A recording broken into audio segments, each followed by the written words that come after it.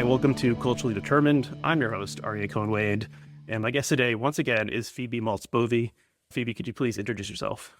Thanks so much for having me on. I am indeed Phoebe Maltz Bovy. I am the opinion editor at the Canadian Jewish News. I also am a contributor, columnist at the Globe and Mail. I am the co-host of the Feminine Chaos podcast with Kat Rosenfield, who I'm sure many of you are familiar with as well. I'm writing a book with Penguin Random House Canada, the Signal imprint, about straight women. And I have a blog called Close Reading the Reruns on Substack, where I connect things from obscure British television shows of the 90s to very important current events today, or not, depending what I feel like doing. That's the joy of a blog. And I think that about covers it. Yeah. It's a bit long-winded, but I do a lot of different things. No, you're quite busy. Well, thank you for coming Oh, wait, back one on. more thing. I'm also the co-host of the Bonjour Chai podcast at the Canadian Jewish News. One more thing. That was it. Right, and all those things will be linked in the show notes. Okay, well, thank you for coming back on. I think you're at least top 5 in terms of like most appearances as a guest on this show, and you know, top 5 in terms of quality as well. I would say I always said Quantity.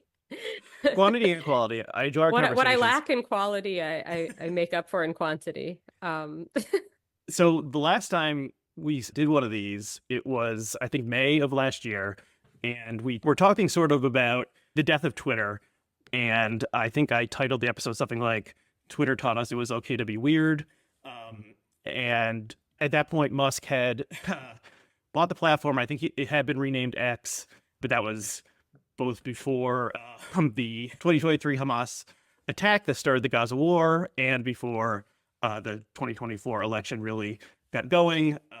So a lot has changed in the world and on the platform since then. And in that episode, I said, I think this is the last time I'm going to do an episode about Twitter. You know, I had done some Famous last words. Right. And I said, there's really nothing, like, there's just nothing happening on here anymore. It seems like it's a zombie or a ship that's like very slowly sinking, just sort of bobbing in the waters, but like nothing interesting is happening on here anymore. So, I mean, some interesting things did happen. So one thing that perhaps not interesting is that I decided to leave the platform after the election. And that was both because I was just sick of looking at my phone so much. And also, I just was like, okay, after the election, whatever happens, I got to use this thing less. Just for Did you full on delete your account, or I didn't delete my account. Okay. I'm still, you know, it still is useful for direct messaging people on occasion. But, you know, I feel like I'm 1 month sober or something. I haven't. I did a farewell post. I already had locked the account, and I said, find me on Bluesky, which is this Twitter competitor / clone that we're going to talk about as well. Okay, so someone saying they're leaving Twitter is like the most cliche, boring thing that people have been saying for the past decade. You know, so many essays are written yeah. I mean, you leave Twitter to go to new Twitter. So one of the most controversial things I've said about Bluesky is that I've referred to it as another Twitter, like that there are now 2 Twitters, neither of which are technically called Twitter. And this is a surprisingly controversial thing to say. And there was somebody online who was like so furious at me about this specifically. And he wanted me to read 2 books about this, about social media platforms. And if I hadn't read both of those books, I had not done my research. And so you haven't done the work. I haven't done the work. I've done no work ever. It's amazing. It's amazing that any income happens. I must be like, unbeknownst to myself, some kind of like old timey British aristocrat who's just living off the rents or whatever from the peasants. I don't know. Right. Yes, there is now another Twitter. Did you refer to yourself as a refugee from Twitter? I did not do that. Okay, so in our previous episode, I think was taped like soon after there was some change that Musk announced that caused a bunch, maybe it was the whole thing with the blue checks, removing the blue checks even to the new people, caused a whole bunch of people to leave for this other site, Bluesky. And in this previous episode, I'm saying things like, yeah, I think it's one word, Bluesky. And at that point, it was invite only. So Bluesky has since opened up. Anyone can use it. So it's almost exactly a Twitter clone of Twitter in like 2013, with Yes. more or less the same. Like it looks almost exactly the same. The color scheme is the same. The usage is almost exactly the same. Yes. It has like some, you can't do polls and other things like that. Like there's fewer GIFs available, but it's basically a like clone of Twitter. I guess the differences are that it's somehow like the protocol is different, so it's more Okay, like, so we can discuss. Do you want to? Okay, well, it's just like so yes, it's a yes. Go on. company, but it's Mm-hmm. less. It seems okay. Maybe I'm wrong about this. It seems like you can sort of do your own Bluesky thing, like on your own server or something. But almost everything happens on this main area, so it has some sort of thing that's different from Twitter, which was just one company and one thing, everything in the same pot. So somehow this is made to sort of be more like a protocol, or like sort of like the way a wiki is a protocol, and then like there's Wikipedia, but you can have other wikis. I think it's sort of what it is. Maybe. So I'm going to be completely useless in anything in the sort of IT realm. I never learned to code apart from a little bit for blogging. You know what I mean? Mm-hmm. We recently learned that my grade 1 daughter is learning to code at school, and I'm like, oh gosh, she's Wow. going to know how to code, and I can't. And it's a public school. That's how it is. And so it's going well in Canada. The kids are learning to code, but not the grown-ups. So I don't know what's going on with a server and a open source and a closed source and a source and a wiki. And I use the internet. I don't know how it's all arranged. But what I will say is, yes, in sort of it slowly and then all at once, old Twitter disappeared, right? It was the shift of the blue checks from a sign that somebody was a kind of established authority in one way or another, in a kind of traditional, not elite as in like the prince of something, but elite as in like they had a position in journalism or media or academia, or they were a celebrity and they were a known quantity, and somebody where if you were followed by a blue check, it felt a little different than if you were followed by a regular person. And if you were deciding whether to follow back or not, I think a commonplace thing would be like, oh, blue check, this seems like a notable person. I will follow that person back. Does that seem fair? Yes, and you had a blue check for some length of time. You I did. lost it. I could still. I didn't lose it. I deleted my account, which makes you lose it. Right. But You lost it I was through, not like I wasn't too problematic or unproblematic right, or whatever it would have been. not as a It was punishment. unrelated. Not.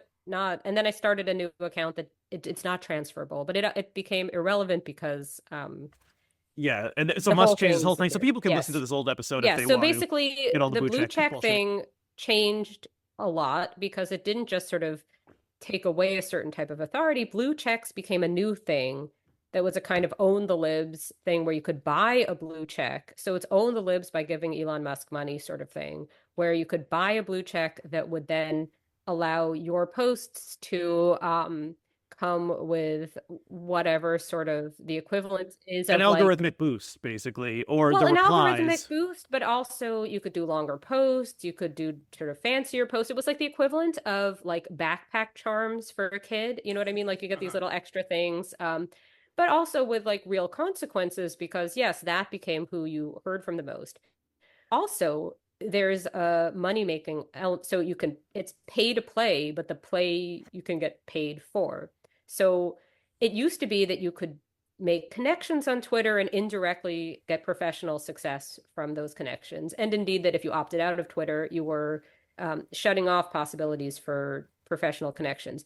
Then with the new blue check thing, you can directly make money from being controversial on Twitter. So if you go viral, good way, bad way, whatever, and you have the blue check, you can be You get making money some and a amount of lot money. of Yeah. money, So it used to depending. be Twitter was purely like for clout or like a Hmm. second order sort of thing. Like Yes, if you get, second order. it maybe in like 2013, if you had a funny enough account, maybe you could write a TV pilot and it might even get made, Exactly. that sort of thing. So, Exactly. and Exactly. Musk instituted a policy of giving some amount of ad revenue to people who both pay for the blue check. Yeah, so it's pay to play and get a lot of traffic. And it's unclear if these are regular payments, if only like the top 1% of the paid blue checks get them. But yeah, so suddenly there was an actual monetary reason to get a lot of traffic and go viral. And so that Yes. made everything And worse. specifically what not just worse, but I want to be like really specific about what had changed. Suddenly there were all these accounts that are like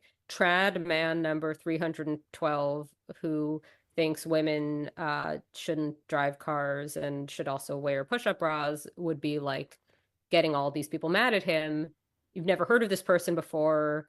He has some kind of avatar that's a cartoon, and he's, whoever he, she, they, who knows who it is, right? It's an avatar, and this is some entity it's a game to make money with or to something. And also the other thing that I forgot is that if you have, two other things. If you pay for the blue check, you don't see ads, and Right. the ads are absolutely idiotic on Twitter. Yeah, so the ad quality got a lot worse and as they're incessant, the ads. major companies decided they didn't want to be associated with X anymore. It was more things that were like obviously scams and crypto. It's like a drone that's going to fold your socks. It's it's that sort of thing. And right. It became incessant. And it also, I think you can hide that you have the blue check so you can be profiting without people knowing. I think. I'm not sure. Although I don't think that many people are actually profiting in any real way, like more than like a minimum wage job would allow them to profit. There's some amount. It's like with Substack, right? Like most people aren't making money from it, but you might be. Yeah, so some small amount were doing this. But yeah, so the platform from my perspective was becoming worse and worse to like just the user experience. And there were all these bots, these ones saying my pussy in bio. Those have migrated to Bluesky, I should right. say. So, Musk fired 75% of Twitter staff, a lot of moderators, humans who would be deleting posts or fighting spam or something. So the site was just becoming worse and worse and worse on a user level. I think it was also just degrading in terms of like cultural importance. Like, I mean, this is basically where I was in that previous conversation. Like, things like it used to be that like interesting, funny, compelling things happened on Twitter and then like bled into the real world, in part because so many journalists were on Twitter and they would report on it, but it sort of felt like you needed to be on there to like quote unquote part of the conversation. And those things stopped being the case. No, stopped happening even before I think Musk bought it. It was just TikTok stopped. is where the young exciting people are, and that's a more engaging platform because it's video. I'm not on it, but no, I think what happened was it was like yesterday's news kind of thing. Yeah, prior to this post Trump's re-election, as it were, Bluesky boom. Everything was just completely fractured, and it seemed like what had existed on Twitter just didn't exist anywhere else because people were leaving for all different places, and it just seemed like there was no shared space for that type of environment, right? And this was discussed. Katie Herzog is always talking about it on Blocked and Reported on that podcast about like she was always asking like, does cancellation in the old way still exist with Twitter as it with X? Because now it's just, it doesn't seem like there's the same environment, right? It just doesn't seem, but then what happened was after the election, a lot of people did as you did and left for Bluesky. Right. And I was both ready to stop, looking at my phone and paying close attention to politics after the election either way. Like I thought Kamala was going to win, but I was sort of like World Series season over. We're in the off season, like take a step back, like get back into like reading books and stuff like that. Like that was the position I was at, the day before the election. And then after, when it became clear Trump won and Musk worked very hard and possibly spent more money than any individual person who's ever spent in American history to accomplish Trump's election, my level of disgust was high. And so I also, in the general spirit of disgust, I canceled my Amazon Prime subscription and discussed over Bezos and his canceling of. So did I. I never had one to begin with, but no, I had one and I didn't use it that much, but I did use it. It's very convenient. If you need something, it'll get mailed to you in 48 hours. But especially his Bezos' congratulatory message to Trump, I was just like, man, fuck this guy. I'm one person, doesn't matter, but like, I'm canceling. So Amazon. are you the resistance, the hashtag resistance? No, I'm just sort of like, I don't need to participate. I'm not carrying a sign. I'm not that type of person, but like, I don't need to participate in these things where clearly the evil, extremely rich men want Donald Trump to be president, and I don't want Donald Trump to be president. So I'm just like, okay, I'm out. So I wasn't thinking like jump to Bluesky. A friend was like having similar thoughts and was like, come on over so I have someone to follow. And I was like, okay, I'll finally download this stupid thing and look at it. And then I was sort of like, in the first couple of days, I was like, okay, this is like boring Twitter circa 2013. Like that's what it seemed like in those Mm-hmm. first couple days. Like there's way fewer people. It looked exactly like Twitter. People were posting the sort of things. I mean, there's a lot of election stuff, but also just like here's a photo of my lunch thing that like is Yeah. classic boring Twitter Yeah. stuff. And funnily enough, I was thinking like, okay, this is my methadone. Like this is the way to break my addiction to text-based social media platforms. Is like I'll go on this lesser Yeah. thing, and that'll help me get off. And when I re-listened to our episode that we taped, 18 months ago, you used that exact metaphor of Sky being the methadone to Oh boy, I'm so honored. the Well, I, heroine of I thought it Twitter. was clever, and look at me Right. So patting I've myself been on the I've back been here. saying I've Yeah. been saying and thinking that without realizing that you at Oh, least well, you were what the a first thing to one have coined. I'm But yeah, aware of. so I could tell you my own blue sky trajectory because it's similar to yours to a point, and then there's a place where it may diverge. Right. So you had a very Yes. strange you've had a strange online Well, month. so first I should say I went on it, and when we talked, right, I had an account, I think. I think you That's did. why I And was I talking. I never even Yes. set up an account because Well, I I couldn't figure out the point of it, and I would right. use it because I do work that I need to promote online, and I would post it to Blue Sky as one of the things I'm posting, but I would not surf it, as it were. I wouldn't, there's nothing to scroll because it was all like, I don't want to make anyone feel bad, but it was like there was basically one account of somebody I followed who just is like a really, really prolific poster, not somebody I dislike or I could unfollow, but just like it felt like the this person show. Yeah. And when Yeah. we're I offline, mean, when we're so when we're offline, I'll tell you who. But yeah. I have some ideas of who it might be.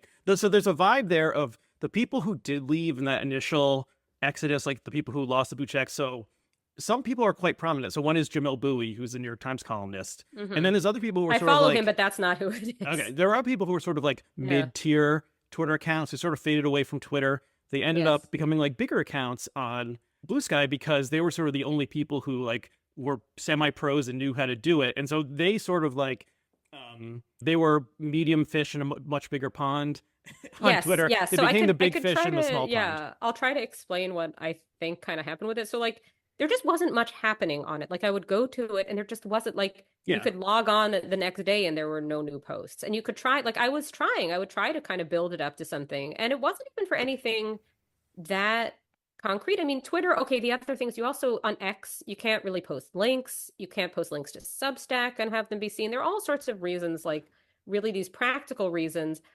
Right. So I just also, I should say for people who may not know, not a fan of Donald Trump. I didn't vote for him. I voted for Harris. I'm a Democrat. right. So I can't just believe to it's going to be Trump again. No, but I mean, I feel like I have to say all of this because I am on Blue Sky MAGA block lists. okay, right. Just one note about old Twitter. So famously, like everyone knows at this point, it never drove a lot of traffic to websites. It would sort of drive conversation and people could become Hmm. obsessed with like one article or one take or something. But like the actual numbers, it said very little. Like Facebook was always way more, then Facebook started limiting. And then once Musk took over, he really had his engineers go into the code and made it so that if you posted a link, your post got very few views and especially if you posted like the Substack, which was a quasi competitor to Twitter, then like it got no views. So Musk was like fucking with the algorithm to make it so that you didn't leave to go somewhere else. And that was one of the like in Twitter's heyday, that was one of the like it sort of replaced like a blog roll or sort of a Yes. blog roundup kind of thing. Like you could see what the five best articles of the day were, and you would just see them because people were talking about them. And so Yes. that went away, became much more insular because you couldn't like get off the platform. If you posted a link to a New York Times article, you Right. would get like 17 views on your Yeah. tweet. So what I was going to say though, just to kind of pick up that thread, like basically Blue Sky, because of this invite only thing, it just there wasn't enough happening on it, and what was happening on it all seemed to be coming from a certain sort of person who isn't a sort of person I necessarily dislike or necessarily am that different from, but it's just like it seemed all a little bit like this is a certain type of kind of left of center to leftist media type person who yeah, like it doesn't really make any sense in this kind of isolated way. But then once it opened up and stopped being invite only and many more people just could be on it, then things did start to shift. However, this post-election moment, so I did not like torch my Twitter account. I just started to find like X, Twitter, whatever, unusable. As for unethical, I mean, I'm not paying for Twitter. You know what I mean? Like, what? It's a website. I assume that the people behind any company I have anything to do with are probably pretty awful. Um, but Right, I and also the just, you I know, was, was yeah, I adding more value to Elon Musk's project or subtracting more value from Elon Musk's project? I never clicked on any ads, so but I just was like, yeah. I was sick of the whole thing, and Yeah, well, I just found it very boring, and it started to seem like there was more happening on Bluesky. And then after the election, it just did seem like there would be content. I would log back into it, and there was new stuff. And if yeah, I wanted to share a link to an article that I'd written or read or whatever, people would click on it who were interested in it, and it seemed like a usable anyway. But it just took itself so seriously. hmm And people were posting that they were refugees from Twitter. Okay, you like this drove me up the wall. I understand everybody has different visceral approaches to things, but to me, especially in light of like the world and things that are actually happening, just seemed so preposterous. People can be hmm so hypersensitive, and yet they're all saying these same people are like, "Oh, I'm a refugee from another social media platform. Now I blog in a different place." It's like, "Oh, come on." And it just seemed to be this whole ridiculous mood and it was never funny. And I asked, is this platform ever funny? And some of the replies I got were like, well, this isn't really the time for that. And it was like, I don't know, okay, yeah, fine. Like, I'm sure it's really going to help, whatever, depose Trump somehow by like never laughing again. It was very Nanette, like not to bring things always back. But the point is, so I was wondering about all this, and I wrote a column about Bluesky for the Globe and Mail that I thought was going to be like the most anodyne thing I'd ever written. Like it felt really like because I'd already blogged about it on my Substack. Like I'd already written about how there are two Twitters and how it's annoying that you now basically have to use two to get to where you something approximating what you used to do on one. right. And this was about 2 weeks Yeah. after the election that you wrote the piece. Yes. Well, so I wrote it about a week or so before it appeared, which may have, which is not so abnormal with op-eds because I don't think anybody thought that this was like breaking news. And there was breaking news. The world, like there are wars going, you know what I mean? Like who cares what I think about a stupid Right. Twitter? So there's But this article which we'll link to, although you might need it was paywalled, and that's I think part of what happened. it It was is, what oh, happened. so I will get to that too. A Yes. link So will be yes, there below. The are problem with Blue everybody Sky, everybody knows how to find if they want to find non people find non-paywall links and stuff. I don't need to because I have a subscription to this, but but okay. So you wrote it for a yes. Canadian paper. You live in Canada. You're a Canadian citizen now, I believe. But Yes, obviously, I'm most Canadian and American. Yes, dual citizen. But dual most citizen. people, I assume, on Blue Sky are American and would have no reason to subscribe to a Canadian, Yes, and I newspaper. wouldn't expect, I certainly like whenever people are like, oh, pay writers. Yes, definitely pay writers. I totally understand that you would not subscribe to a Canadian newspaper because like I frequently come across something that's like in a Cleveland publication. I'm like, that looks like an interesting article. I am not going to be needing your local news, Right. whatever. I get that. But like people were mad at me for like this profiteering of putting up a paywall, and they seem to imagine that I'm like sitting on a pile of gold from Okay. this. So your article went viral on Blue Sky. So for And people who are yes, not yes, on Blue it Sky, did. your article went viral, and it was More than that, I was satirized in you. the Okay, so you Canadian. became the quote unquote main character, I did. and during Yes. my short tenure at Blue Sky, you were the first main character, where Thank suddenly you. everyone was talking about this article. And Yes. so why did this happen? Well, yeah, people were, it was after the election, more people had been on the site. Did you write the headline for the article? Usually, you know, I don't remember. I don't remember. I also, if I had usually editors, write headlines, if I release had edit them. seen it, it wouldn't have bothered me. You know what I mean? Like it's one of these things where so specifically what happened was I was apparently, unbeknownst to myself, the last in a string, or not the last, sort of in the middle of the string of articles calling Blue Sky an echo chamber. Yes. And I was the last straw. Mine was the last straw. How could like the others were whatever, but this one was one too many. And Yeah. what I had said in the article, just to be clear, because it's paywalled, I am going to explain a little bit, is just I wasn't saying just, oh, it's an echo chamber. Like, no, what I was saying is that if your goal of in using Blue Sky is to fight Trump, which I don't think that's currently how it's being broadly used, but that was how it was being used at the time of my writing. If your goal is resistance to Trump, forming an online community where anybody with even like sort of center left politics is suddenly a Nazi and to be shunned as such is not productive. That was what I was saying. And that I think isn't as relevant now because I think Blue Sky has changed in a bunch of ways that we're going to talk about, like in the sort of like the site I was talking about, the platform I was talking about effectively doesn't exist today because it's so different. And things have happened that are on such a different scale than anything I experienced. But yeah, basically people were saying that the likes of Jonathan Chait and Jesse Singal shouldn't go on to Blue Sky because those are the fascists we don't want on. And I was like, okay, you're welcome to think anything of anybody, but like, if Right. that's who you're defining as the far right, there's a whole actual far right, and you're basically talking to three other people. Right. Okay. So yeah. So a lot of there's a lot of interesting things here. So I mean, probably one reason this happened was you had this small community of quote unquote refugees, like at least in the metaphorical sense. Like there was, I assume, almost no one who had never used Twitter who started using Blue Sky. Like that doesn't. Why would you would do that? I can't imagine it. So I it's can't it's imagine almost that. it's all ex Twitter users who left for a reason that was a good one because it's such an addictive site. But like me, why were people writing I'm leaving Twitter essays for 10 years? Like it was writing an I'm leaving New York essay. Like it was hard to leave because it was so addictive.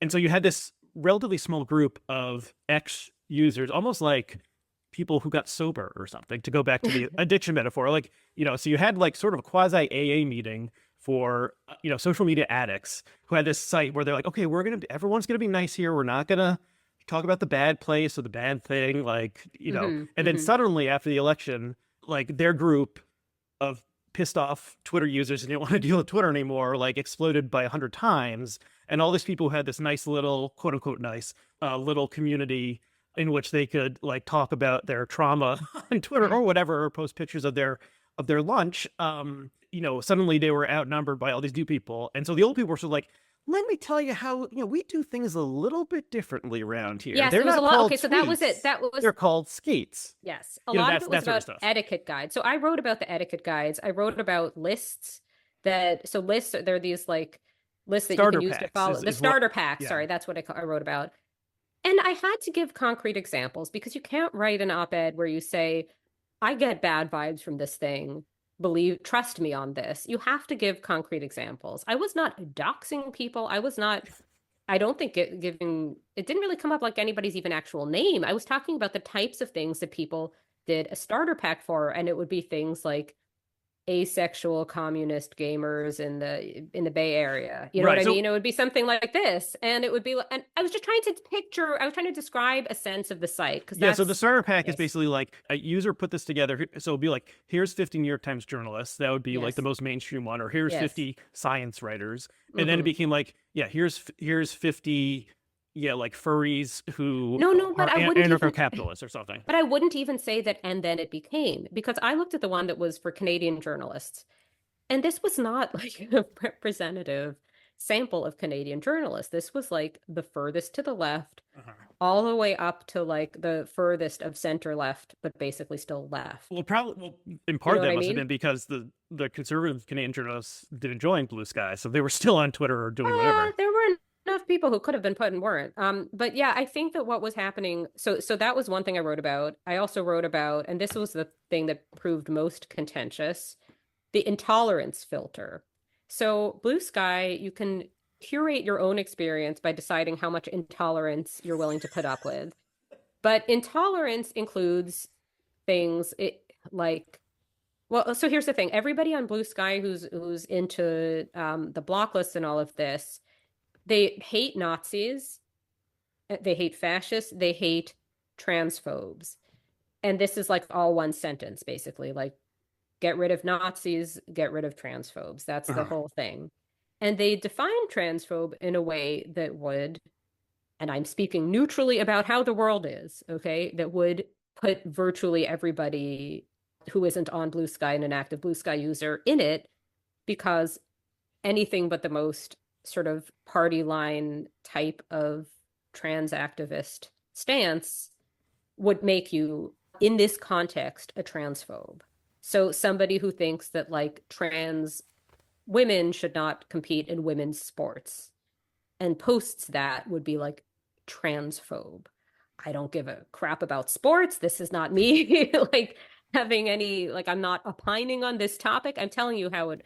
So anyway, there was some British lawyer, like a feminist, gender critical or TERF or however you want to call it type lawyer, where somebody I follow must have linked to her something, is not somebody I'd ever heard of, where if you tried to look at her posts, it was all under some kind of filter. It was like a trigger warning that said intolerance, and you had to individually click for anything this person posted to see the post. If I had not been writing an article about Bluesky, I would not have realized that there is a way to apparently turn this off. I've never bothered. But the point is, I found this interesting that this existed because there had just been this whole reckoning with the Democratic Party of like, are we losing touch with the normies, you know? And it just seemed like maybe having an intolerance filter for what are views that, whether or not any individual person happens to share them, are pretty mainstream in society. Do you really want to not know this? Is that helpful? Was what I was trying to ask. That in turn, because I included that in the article, meant that I am TERF number one. I am, you know, You're J.K. Rowling Jr. basically. Apparently. I am not, like, this is not my beat. This is not like to just introduce my work. I am not an expert on trans issues. I am not an activist in one way or a different way. And I am in favor of using the pronouns people want used. I have no medical expertise in anything. Right. But suddenly I was like, that was the thing. So I was on all these lists for that. So like block lists. Block lists. So, okay, you can see on, there's something called Clear Sky where you can see who blocks you. So there's some interest. I mean, something I've always been interested in is a way that like technological like changes or little technological details like affect the culture at large, or just the culture of a space. So on Twitter, getting blocked by someone was a badge of honor. And I know this because I got blocked by a lot of people. I participated in the Twitter culture of fighting with people and making fun of them and saying mean things to them. And so I got blocked by like dozens of, prominent or semi-prominent people. And so you would troll someone, you would get blocked, and then you would screenshot the image. Well, you would do this. I don't think I used Twitter in the same way. I was more of a little stinker on Twitter than you ever were. I don't think I did this. No. There were a lot of people who did this. But can it was a badge of honor. I just want to finish though with this, topic with the trans stuff, because I feel like I didn't properly. Understandably, there is a lot of angst about policies proposed and real from the right, from the Republican Party, about trans topics, right? That is a real thing in the world that people understandably care about. I don't think if you care about that issue that putting an intolerance filter on a British feminist is productive. Somebody else might. But can we now talk about what happened with Jesse, or is that? Well, I just want to talk about the blocking more. Well, yeah, just to finish. Sure. The point I put up earlier, which was, okay, so the culture on Bluesky or the technology is different. On Twitter in 2017, if you blocked someone, that was admitting that they had successfully trolled you and you weren't tough enough to take the trolling and you had to block them. That means the person who was trolling you won and you lost because you admitted like you were like a wuss, basically. You were mad. You got mad online, and they even printed in the newspaper that you got mad. Despite you saying, don't print in the newspaper that I got mad. And so there was even, you mentioned the Jesse Single Katie Herzog podcast. There's a podcast that predated it that has a very similar name called Block Party. That's two Twitter comedian types. And they would bring on a guest every time. It was usually, they're actually both Canadian. It was usually a comic or like a low-level Twitter person. And they would tell the story of getting blocked on Twitter or some other platform. And like, how did this happen? And what's the deal? And so it was almost always like, I tweeted something nasty at like a country music star and they blocked me, like Shania Twain blocked me or something like that. So it was both like the nobody pissed off the famous person and got a reaction. So that's like a win for the little guy, or just like, here's a little stinker acting like a little stinker and getting a rise out of like the blue bloods or the proper people or the, bien pensant liberals or whatever it is. So that was celebrated. So now but it's very different now on Bluesky where the culture is like blocking is righteous. blocking is how we maintain like a proper community and community standards. There's something called the nuclear block. I don't quite understand it, but like you can both block someone and like block everyone who follows them. And then Yeah, there's this so site yes, called Clear yes. Sky that is not. So I think one of the other differences in the tech is like it's more open source. So someone could build something where you can see everyone's blocks, both like who see person X who they block and everyone who blocks them. And so this sort of became like a way to get a running tally of who the most hated person on Bluesky was. So there's this very strange woman named Brianna Wu who bubbled up on Twitter and somehow has opinion on like and is an expert on every possible topic in the news. A very controversial person for all sorts of reasons. She came over to Bluesky and everyone was being like, block Brianna Wu, block Brianna Wu, and showing me screenshots of this Clear Sky thing of like, she has 20,000 blocks, she has 25,000, she's going up the charts.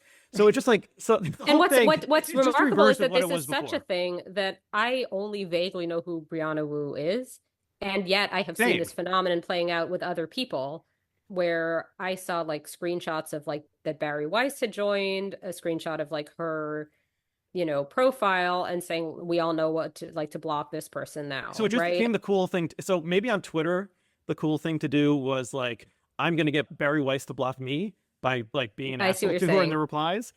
In a Bluesky, the I cool thing is to guess. say, we're going to show that Barry Weiss is an intolerant asshole by blocking her and making her #1 on the block list.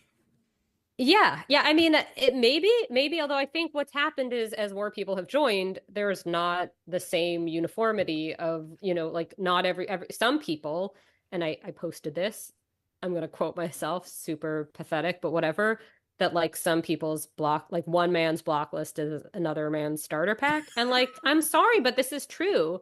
Right. And I think people are using these things in different Yeah, ways. that's a And great epigram that would make no sense to someone who's not involved yeah, in that. they're But yeah, not they're not that's this far perfect. into this podcast, are they? Right. But yeah, I mean, so what seems to have happened, so Jesse Singal who is he's a podcaster, a journalist. I'm friendly with him from the internet. I've met him once. Right. And I should Like mention many years ago. he's been on this show and he and I actually trained to met each other when we were teenagers and are friendly. So I've known him for like a quarter century. And he People are blocking you at this very moment in Bluesky and campaigning to kick you off of it. yeah, so admitting that, Yes. yeah, it's sort of like, almost like I'm putting myself in the line of fire. But he writes things that are very controversial, and a lot of it is about, youth gender medicine and trans Yes. issues and other Yes. stuff. So he is a widely despised person in certain sectors of the online world. Whereas in the offline world, like he has written a book, he wrote a cover story for The And Atlantic. he's like a very He's more or sociable less a person who normal seems like person. he seems like a much more normal and friendly and popular in normal life person than I am. I mean, he seems like he's doing fine, but yeah, he basically somehow, again, I am not a reporter or expert on youth gender medicine. I don't think about this topic, like it's just not something that really like this. It's just the problem is the minute you say that, you're inviting that conversation. Like, so what do you think about that? So that means you think, like, no, I literally, like, I'm not the go-to person on this. Right. But this, yeah. So you said like Nazi fascist transphobe. So there's some people out there who probably, if you say that, it would be like saying, well, I'm not taking a position on the Jewish question. Like, I just don't know anything exactly. about So, well, that. this is what I want to talk about. Exactly this. Yes. So basically, Jesse joined Bluesky and posted an article he wrote that I confess I have not read, that's in The Economist about this topic, right?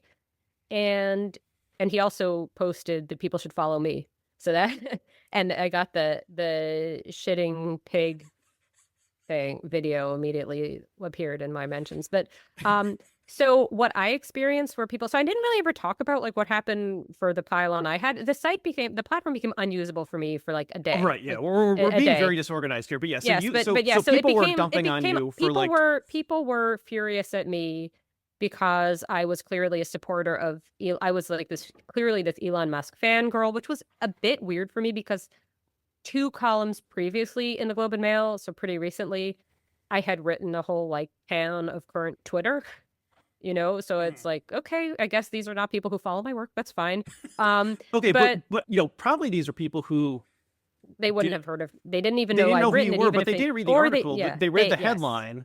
And so Yes. that's the Yes. oldest, oldest story ever told in social media. You read the Sure. headline, you react to it, you don't read the article. But then what I want to say, though, is that it was a genuinely upsetting experience to be told that I'm a dumb bitch for the whole day by thousands of strangers. And I think people make light of it and people are like, "Oh, you're menchies, ha ha ha." But people also don't understand that like different people have different levels of platform, and like this doesn't necessarily help me. I'm not like going to become Jordan Peterson now. This is just going to give me a really terrible day and mean I don't sleep, and it's not the worst thing that's ever happened to anybody, but it sucks when it happens. And it also became that like there were people I know in real life who were sharing how much of an idiot I was, and I was like, okay, well, like how are we going to address this now?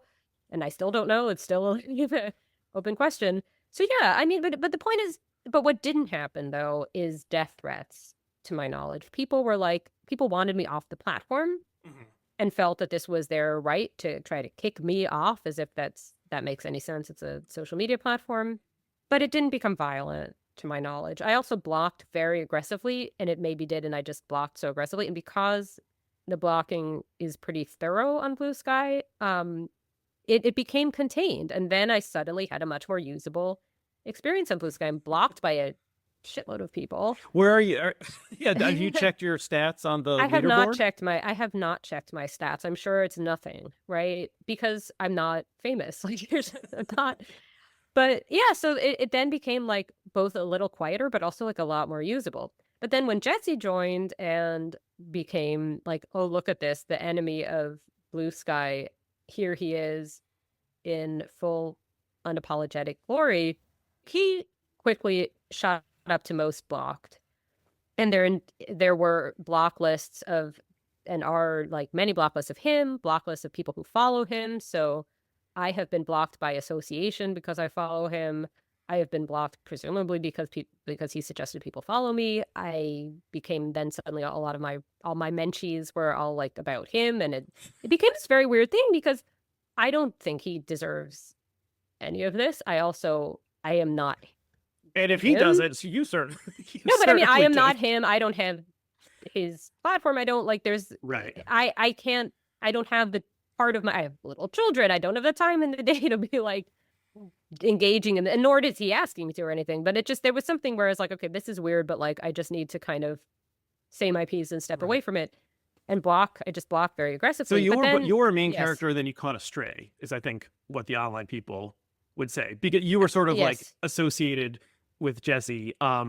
I guess, but I think, but that he became something beyond main character, which is that basically he has gotten a ton of real hate, including death threats. Right. He became like public enemy #1 of And that's where I think something interesting is one way to put it, is happening where, unlike any other issue, I'm going to say even including things like Israel-Palestine that are very contentious, something seems to happen specifically to do with trans rights, where if you are perceived of as having the wrong stance, and I don't mean perceived of as having the wrong stance because you have put a bill forward to ban trans women from women's bathrooms. I don't mean like if you are actually actively engaging in political transphobia. I don't mean something like that.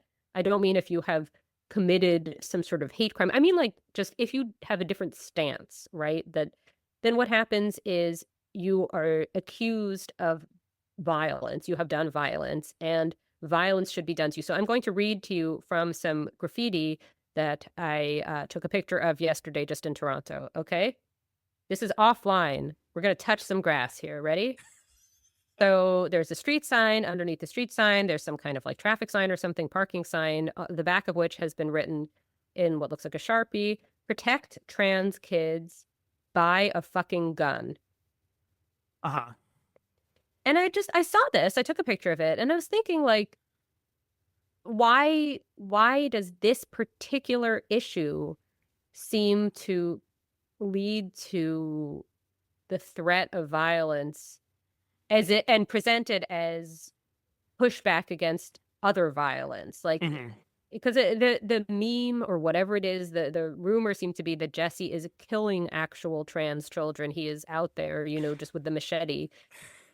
And it's I guess what's surreal to me is that, I mean, you look at Gaza, like, I say this as somebody who thinks Israel has the right to exist, but like you look at what's happening, there are actual things Right. happening, and like I guess it just seems strange to me. And I think with the blue sky explanation, which is not going to tell us anything about a sign I saw graffitied in Toronto, it seems to be that the point is that the trans user base of Blue Sky, these were the kind of founding users of Mhm. Blue Sky, included a lot of trans people, and that it is therefore disrespectful, specifically to criticize youth gender medicine on Blue Sky.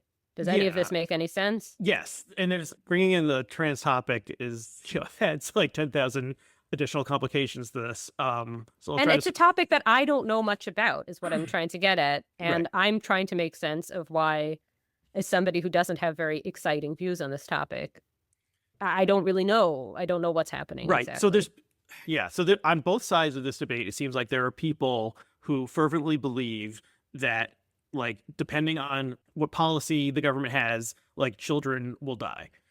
Well, yes, I Either, mean, and then do you follow what? I guess you don't use Twitter anymore, but did you follow Did you follow Wesley Yang on Twitter, or are unfortunately, you Wesley Yang aware? was one of those people who blocked me. Okay, Although he was, I have to say, he treated me very unfairly. For before he blocked me, to quote the president-elect. So I've been off of the Wesley Yang beat for a couple of years now. okay, so well, I will be providing information that's new to you. He is somebody I think I interviewed for an article once, and that's how anyway. But the point is, like years ago, since then, he has become a kind of incessant drumbeat on the anti-trans rights thing, to the point that like it's this singular focus, the likes of which I want to say I've never seen, but this topic seems to break certain people's brains. Even people And who are but seemingly not and have no that's what I was direct going to say. stake in it. I mean, Exactly. Thank who you. That knows is what was going on in his exactly. personal life. But yeah, Even, yes, I think even people who have no obvious outwardly stake in this topic sometimes seems, and you see this also with some, I would say, some feminists who seem to imagine that trans women are the big threat to feminism and not sexist men, for example, and seem to have the scale of concern. At bare minimum, they have something amiss in the scale of concern. You know what I right. mean? So like I don't like the thing about like, what if a trans woman goes to the bathroom? I'm like, okay. I mean, I don't, I mean, like, I don't, this is something that I think maybe a bit overwrought, but the point is, it does seem like a bit of brain breaking. But yeah, so Blue Sky, back to Blue Sky, that seems to be, because like the reason I bring all of this up, despite again not being expert in this topic, is that seems to be that Jesse is bad per many users on the one thing you aren't allowed to be bad about, because there are people who are mildly Zionist on Blue Sky posting away, having, without this happening. Right. Okay. So it's good that you bring up that parallel, because in our episode that we taped 18 months ago, I said that I thought, trans issues were sort of like the Israel-Palestine of the world, in that Israel-Palestine, there's only about 15 million people between the river and the sea. And, Syria is a bigger country than Israel and Palestine put together. It's minor in the great scheme of things. And yet there's people who this is the number one issue in their lives, both for understandable and strange reasons. Is people who have no involvement in the Israel-Palestine debate, who care about it intensely, and in the possibility of being trans, or the reality of being trans, is something that could happen to you. It can happen in your family, sort of thing. But it's also, it's like 0.5 or 1% of the population, and yet there's something like deep within it that brings up all these other issues. And as you mentioned in our previous podcast, it's also like the trans person and like the Jew Yes. become separated from their individual humanity, become a sort of synecdoche. Is that how you say that word? Or I don't Well, even know if I'm using that this is correctly. why I feel bad talking so much about this, because I don't think that this is a topic that needs like More further commentary. from me. Like I don't know much about it, and it doesn't personally implicate me. And I think there are things tangential to it that do personally impact me, like when people say a woman is like so, and I realize I'm not like so. Does that mean I'm not a woman? No, I don't think so. But anyway, the point is, that's another whole topic, what I'm saying basically is I found this interesting given how, like, especially like, so when I was briefly main character, I got, I think, one reply from somebody who said, "Oh, and she's a Zionist too." And I was amazed, not that I got that reply, but that only happened once. Right. On Twitter, like that's the first thing someone would be. Well, on Twitter now, someone would just be Who like, knows? I'm gonna murder you, Jew, like get into the other. Exactly, Like that's exactly. Well, Twitter no, now. but that's not new.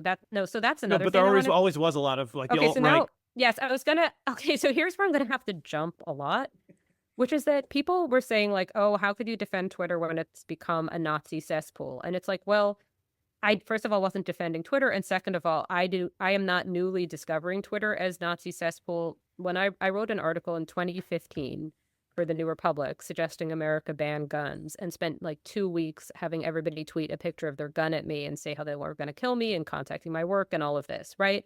So, and then I also I worked at the Forward Jewish publication 2016 to 2017, and believe me, I saw the Twitter Nazis. There were Twitter Nazis. This is not new. I guess efforts to crack down on it have lessened, but it was plenty prevalent then, and nothing really seemed to ever make it go away.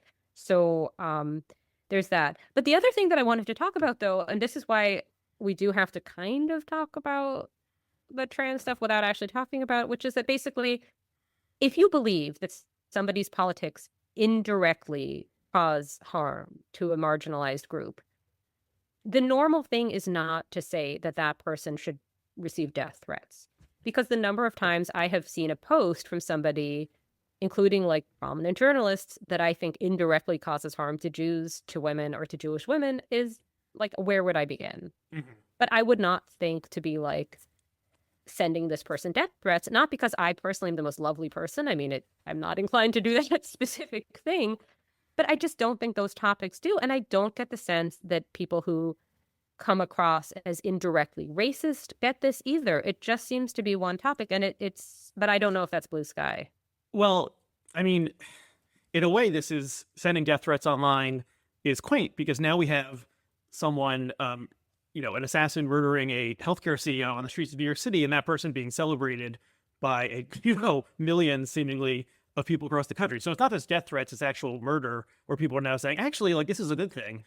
So the fact that people are sending death threats and are being celebrated for doing so, like, is kind of quaint in some disgusting way that, well, like, the culture, that is just indicative of American culture, like, heading down some very I wouldn't even say it's paths. Quaint, though. No, I don't think it's quaint. I think that it causes the death threats to seem more substantive, because I think it was easy kind of prior to this CEO assassination thing to say, okay, well, it's just people being nasty in the mentions. They're not really going to come and kill you. That's an excellent point. But I think then what happens is you could very easily see somebody making the case that killing a centrist journalist, killing somebody who follows a centrist journalist, killing somebody who follows somebody who follows somebody who follows a centrist journalist is really justified for it's saving the most marginalized youth. And I have to quote something here, okay, which is something that I screenshotted because it was just amazing and I can't get over it. This was on Bluesky.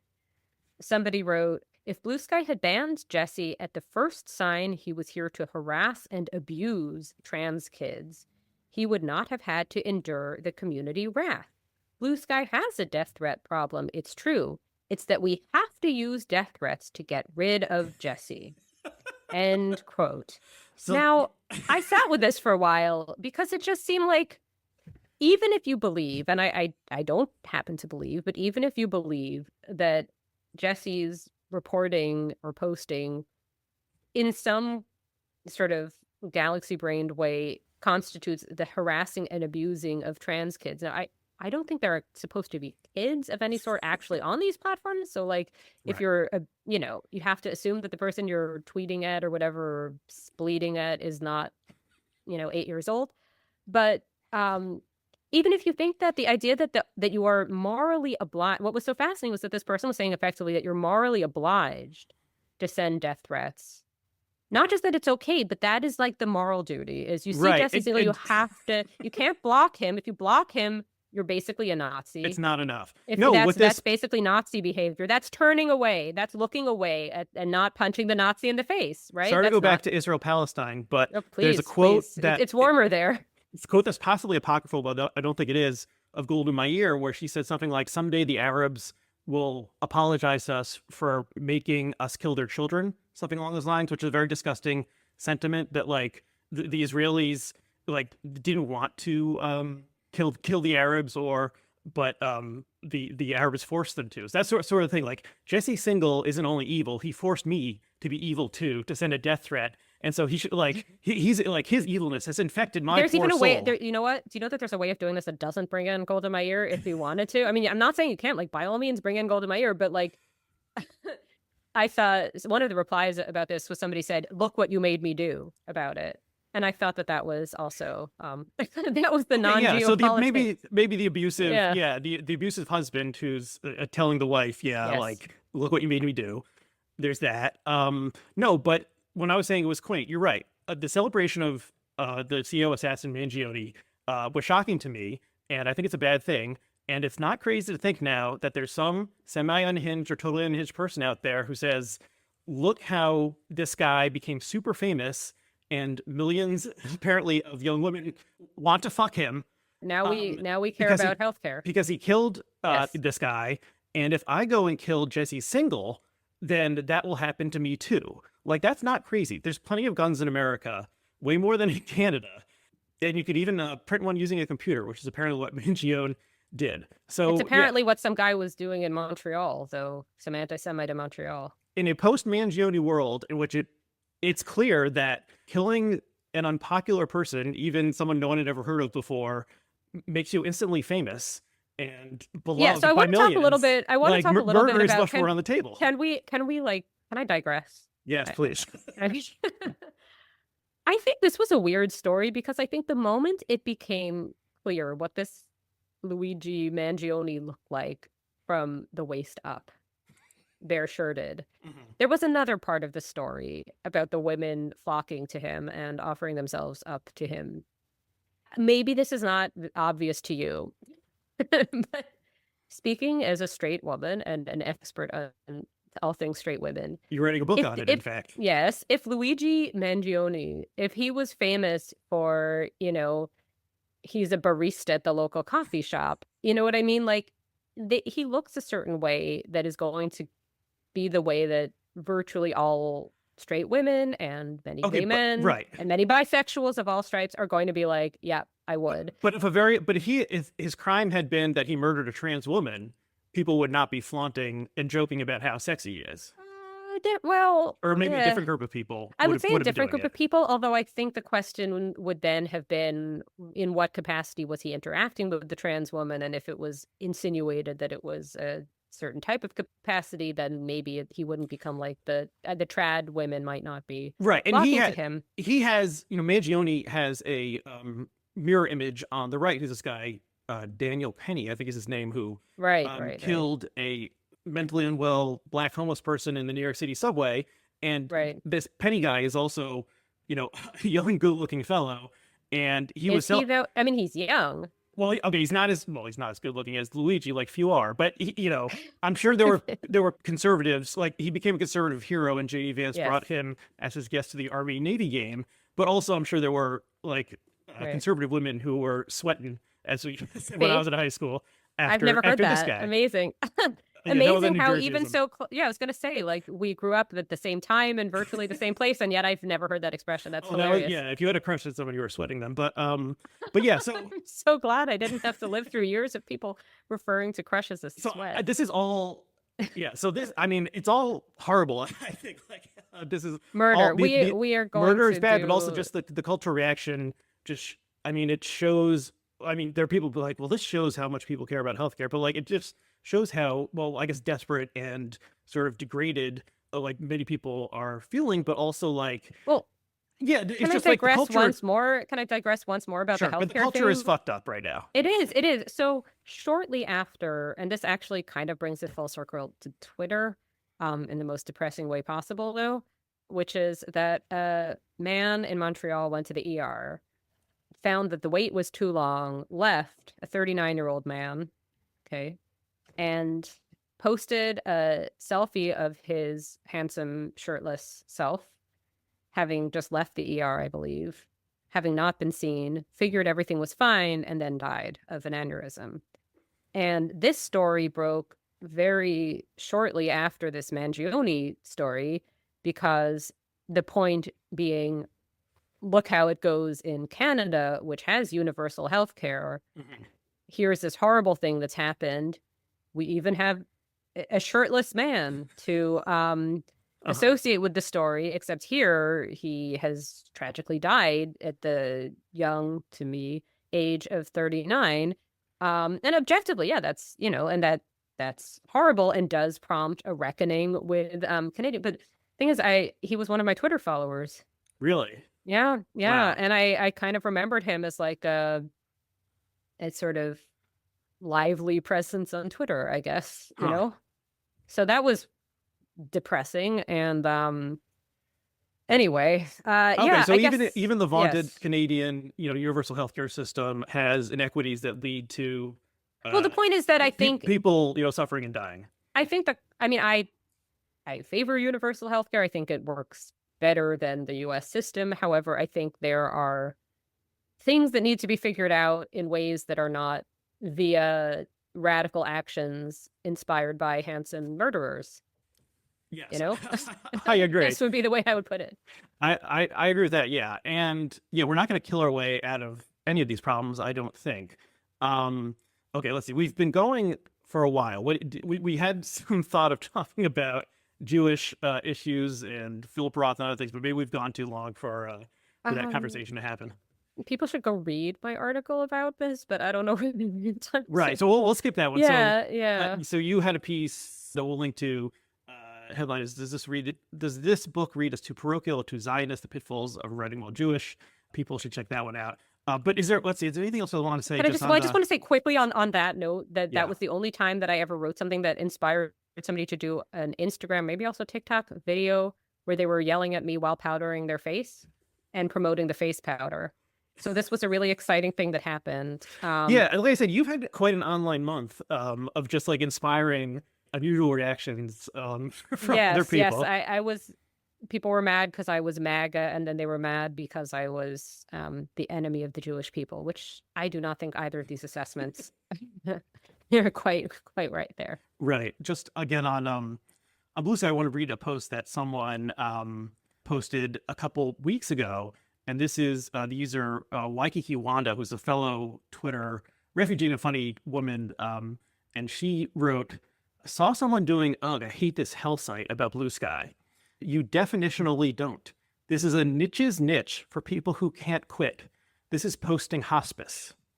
And I think that correctly summed up what Bluesky is. It's sort of like the rest home for old posters who just can't quit this thing. And, you can, you're here for a reason.